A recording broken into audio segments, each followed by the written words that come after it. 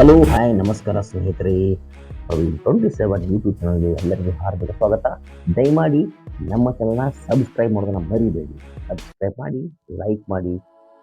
ಇವತ್ತು ನಿಮಗಾಗಿ central Bank of ಇಂಡಿಯಾಗೆ ಸಂಬಂಧಿಸಿದ 3,000 ವೇಕೆನ್ಸಿಗಳ ಬಗ್ಗೆ, ಅದರಲ್ಲೂ ಕರ್ನಾಟಕದಲ್ಲಿ 110 ವೇಕೆನ್ಸಿಗಳ ಬಗ್ಗೆ ಈ ಒಂದು ಚಿಕ್ಕ ವಿಡಿಯೋ ಮಾಡಿ ನೋಡಿ ಆನಂದಿಸಿ ಇದರ ಸದುಪಯೋಗ ಪಡೆದುಕೊಳ್ಳಿ.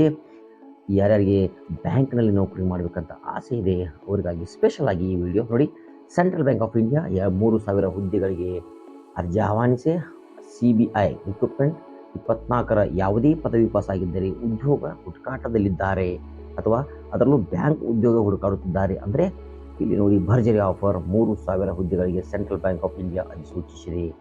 ಕರ್ನಾಟಕದಲ್ಲೂ ಹುದ್ದೆಗಳಿವೆ. ಸೆಂಟ್ರಲ್ ಬ್ಯಾಂಕ್ ಆಫ್ ಇಂಡಿಯಾವು ಮುಂಚಿನ ಪಬ್ಲಿಕ್ ಸೆಕ್ಟಾರ್ ಬ್ಯಾಂಕ್ಗಳಲ್ಲಿ ಒಂದಾಗಿದೆ. ದೇಶಾದ್ಯಂತ 4,500 ಶಾಖೆಗಳನ್ನು ಹೊಂದಿದೆ. ಇದು ಬಹಳ ವಿಶೇಷವಾದ ವಿಡಿಯೋ ತಮಗಾಗಿ, ಅದಕ್ಕೆ ನೋಡಿ ಗಮನಿಸಿ ಇದರ ಸದುಪಯೋಗ ಪಡೆದುಕೊಳ್ಳಿ. ಇನ್ನು ಅಗತ್ಯ ಇರುವಂಥ ಅಪ್ರೆಂಟಿಸ್ ಹುದ್ದೆಗಳನ್ನು 24-25ನೇ ಸಾಲಿನ ಹಣಕಾಸಿನ ವರ್ಷಕ್ಕೆ ಭರ್ತಿ ಮಾಡಲು ನೇಮಕ ಪ್ರಕಟಣೆ ಹೊರಡಿಸಿದೆ.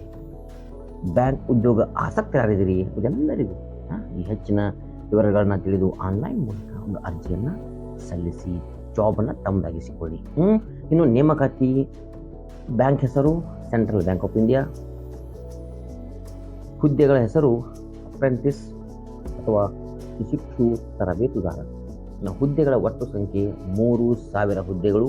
ಅದರಲ್ಲೂ ಕರ್ನಾಟಕದ ಸೆಂಟ್ರಲ್ ಬ್ಯಾಂಕ್ ಆಫ್ ಇಂಡಿಯಾದ ಶಾಖೆಗಳಲ್ಲಿ ಒಟ್ಟು ಖಾಲಿ ಇರುವ ಹುದ್ದೆಗಳ ಸಂಖ್ಯೆ 110. ಬಹಳ ವಿಶೇಷವಾಗಿ 110 ಕರ್ನಾಟಕದಲ್ಲಿ ಖಾಲಿ ಇವೆ. ಎಲ್ಲ ನನ್ನ ಪ್ರಿಯ ಸ್ನೇಹಿತರು ಅಪ್ಲೈ ಮಾಡಿ ಜಾಬನ್ನು ತಮ್ಮದಾಗಿಸ್ಕೊಳ್ಳಿ. ಇನ್ನು Central Bank of India apprentice ಪೋಸ್ಟ್ಗಳಿಗೆ ವಿದ್ಯಾರ್ಹತೆ ಏನು ಅಂತ ನೋಡೋದಾದರೆ ಯಾವುದೇ ಪದವಿಯಲ್ಲಿ ಉತ್ತೀರ್ಣರಾಗಿದೆ. ಇದು ಮೊದಲನೇ ಒಂದು ವಿದ್ಯಾರ್ಹತೆ. ಆನ್ಲೈನ್ ಅಪ್ಲಿಕೇಶನ್ ಸಲ್ಲಿಸುವ ಪ್ರಾರಂಭ ದಿನಾಂಕ 21/2/24 ಈಗಾಗಲೇ ಸ್ಟಾರ್ಟ್ ಆಗಿದೆ. ಆದಷ್ಟು ಬೇಗ ಸಲ್ಲಿಸಿ. ಇನ್ನು ಆನ್ಲೈನ್ ಅಪ್ಲಿಕೇಶನ್ ಸಲ್ಲಿಕೆಯ ಕೊನೆಯ ದಿನಾಂಕ 6/3/2024 ಅಂತ ಇದೆ. ಸಮಯ ತುಂಬಾ ಕಡಿಮೆ ಇದೆ. ದಯಮಾಡಿ ಬೇಗನೆ ಅಪ್ಲಿಕೇಶನ್ ಸಲ್ಲಿಸಿ. ಆನ್ಲೈನ್ ಕಂಪ್ಯೂಟರ್ ಆಧಾರಿತ ಪರೀಕ್ಷೆ ಸಂಭಾವ್ಯ ದಿನಾಂಕ 10/3/24 ಅಂತ ಹೇಳಾಗ್ತಾ ಇದೆ. ತುಂಬಾ ಸಮಯ ಕಡಿಮೆ ಇದೆ. ಇನ್ನು ವಯಸ್ಸಿನ ಅರ್ಹತೆ ಅಂದರೆ ಸೆಂಟ್ರಲ್ ಬ್ಯಾಂಕ್ ಆಫ್ ಇಂಡಿಯಾದ ಅಪ್ರೆಂಟಿಸ್ ಹುದ್ದೆಗಳಿಗೆ ಅರ್ಜಿ ಸಲ್ಲಿಸಲು ಬಯಸುವವರು ಯಾರಿದ್ದೀರಿ ಅವರು 1/4/1996 ಮತ್ತು 31/3/2004 ನಡುವೆ ಜನಿಸಿರಬೇಕು. ಈ ಒಂದು ಅವಧಿಯ ಮಧ್ಯದಲ್ಲಿ ನಾವು ಜನಿಸಿರಬೇಕು. ಆಗ ತಮಗೆ ಈ ಒಂದು ಜಾಬ್ಗೆ ಅಪ್ಲೈ ಮಾಡಲು ಅವಕಾಶ ಇದೆ.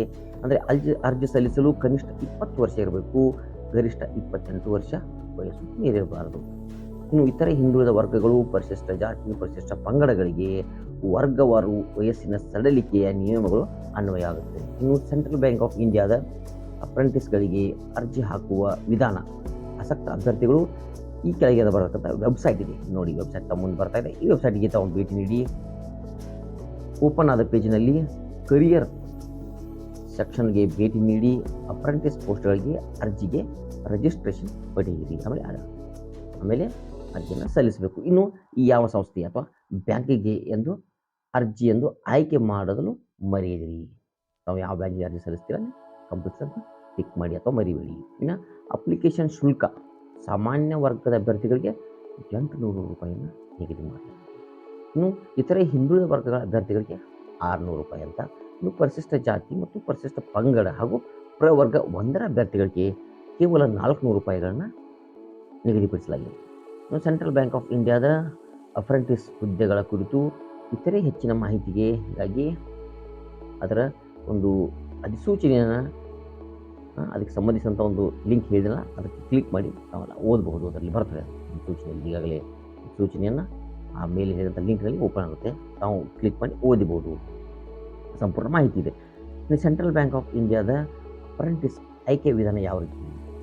ಯಶಸ್ವಿಯಾಗಿ ಆನ್ಲೈನ್ ಅರ್ಜಿ ಸಲ್ಲಿಸಿದ ಅಭ್ಯರ್ಥಿಗಳಿಗೆ ಲಿಖಿತವಾದ ಪರೀಕ್ಷೆಯನ್ನು ನಡೆಸಲಾಗುತ್ತೆ. ಹಾಗೂ ಅಭ್ಯರ್ಥಿಗಳು ಯಾವ ರಾಜ್ಯದಿಂದ ಅರ್ಜಿ ಸಲ್ಲಿಸಿರುವರೋ ಆ ರಾಜ್ಯದ ಅಧಿಕೃತ ಸ್ಥಳೀಯ ಭಾಷೆಯಲ್ಲಿ ಪರಿಣಿತರಾಗಿರಬೇಕು. ಅಂದರೆ ಕರ್ನಾಟಕದಿಂದ ತಾವು ಸಲ್ಲಿಸ್ತಾ ಇದ್ದರೆ ಕನ್ನಡ ಭಾಷೆಯಲ್ಲಿ ಸ್ವಲ್ಪ ಪರಿಣಿತರಾಗಿರಬೇಕು. ಈ ಕುರಿತು ಪ್ರಮಾಣ ಪತ್ರವನ್ನು ಕೂಡ ಸಲ್ಲಿಸಬೇಕು. ಇಲ್ಲವಾದಲ್ಲಿ ಸ್ಥಳೀಯ ಭಾಷೆಯ ಸ್ಕಿಲ್ ಟೆಸ್ಟ್ಗೆ ಹಾಜರಾಗಬೇಕಾಗುತ್ತೆ. ಆನ್ಲೈನ್ ಲಿಖಿತ ಪರೀಕ್ಷೆಯಲ್ಲಿ ಈ ಕೆಳಗಿನ ವಿಷಯ ಅಥವಾ ವಿಭಾಗಗಳಲ್ಲಿ ಪ್ರಶ್ನೆಗಳು ಇರುತ್ತವೆ. ಎಸ್, ಅವ್ರು ಹೇಳಿಬಿಟ್ಟಿದ್ದಾರೆ ಯಾವ ಪ್ರಶ್ನೆಗಳನ್ನ, ಯಾವ ವಿಭಾಗದ ಪ್ರಶ್ನೆಗಳನ್ನ ಕೇಳ್ತೀವಿ. ಒಂದು, ಬೇಸಿಕ್ ರಿಟೇಲ್ ರಿಯಬಿಲಿಟಿ ಪ್ರಾಡಕ್ಟ್, ಅಂದರೆ ಬೇಸಿಕ್ ರಿಟೇಲ್, ಅದು ಲಯಬಿಲಿಟಿ ಆಗಬೇಕು, ಕನ್ನಡದಲ್ಲಿ ಹಾಗಾದರೆ ಪ್ರಾಡಕ್ಟ್ ಒಂದು.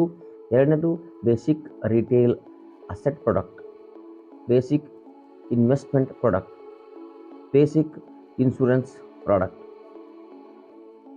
Quantitative general, English, reasoning, aptitude ಮತ್ತು ಕಂಪ್ಯೂಟರ್ ಜ್ಞಾನ ಇರಬೇಕು. ಅದು ಕನ್ನಡದಲ್ಲಿ ಸ್ವಲ್ಪ ಇಂಗ್ಲೀಷಲ್ಲಿ ಸರಿಯಾಗಿರುತ್ತೆ, ಕನ್ನಡದಲ್ಲಿ ಶಬ್ದ ಫರ್ಕ್ ಆಗುತ್ತೆ. ಪರೀಕ್ಷೆ ಬರೆದವ್ರನ್ನ ಹುದ್ದೆಗೆ ಸಂಖ್ಯೆಗೆ ಅನುಗುಣವಾಗಿ 1:4 ಅನುಪಾತದಲ್ಲಿ ಸಂದರ್ಶನಕ್ಕೆ ಮೆರಿಟ್ ಹಾಗೂ ಸಂದರ್ಶನದಲ್ಲಿ ಗಳಿಸಿದ ಅಂಕಗಳ ಆಧಾರದಲ್ಲಿ ಆಯ್ಕೆ ಮಾಡಲಾಗುತ್ತೆ.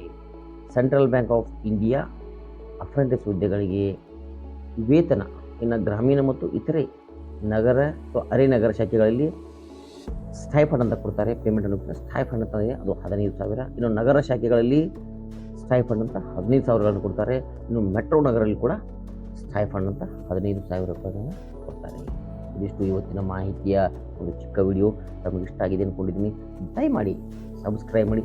ಸಬ್ಸ್ಕ್ರೈಬ್ ಮಾಡೋದಕ್ಕೆ ತಮಗೆ ಏನೂ ತೊಂದರೆ ಇಲ್ಲ, ಯಾವುದೂ ದುಡ್ಡು ಕೂಡ ಹಾಕೋದಿಲ್ಲ. ಸಬ್ಸ್ಕ್ರೈಬ್ ಬಟನ್ ಮೇಲೆ ಒಂದು ಕ್ಲಿಕ್ ಮಾಡಿದ್ರೆ ಸಾಕು. ನಿಮ್ಮ ಒಂದು ಸಬ್ಸ್ಕ್ರೈಬ್ ನಮಗೆ ಇದೇ ರೀತಿ ಇನ್ನೂ 10 ಹಲವು ವಿಡಿಯೋಗಳನ್ನು ಮಾಡಿ ತಮಗೆ ತಲುಪಿಸಲು ಸಾಧ್ಯ ಆಗುತ್ತೆ. ನಮಗೆ ಮಾಹಿತಿಯನ್ನು ಒದಗಿಸಲು ನಮಗೆಲ್ಲ ಪ್ರೋತ್ಸಾಹ ಸಿಗುತ್ತೆ ಅಂತ ಹೇಳ್ತಾ, ದಯಮಾಡಿ ಚಿಕ್ಕದಾದ ಸಬ್ಸ್ಕ್ರೈಬ್ ಬಟನ್ ಮೇಲೆ ತಮ್ಮ ಒಂದು ಕ್ಲಿಕ್ ಮಾಡಿದ್ರೆ ಸಾಕು. ನಾವು ಕೇಳೋದಿಷ್ಟೇ, ಸಬ್ಸ್ಕ್ರೈಬ್ ಮಾಡಿ, ಬೆಲ್ ಐಕಾನ್ ಒತ್ತಿ, ಲೈಕ್ ಮಾಡಿ. ಇದಿಷ್ಟು ಮಾಹಿತಿ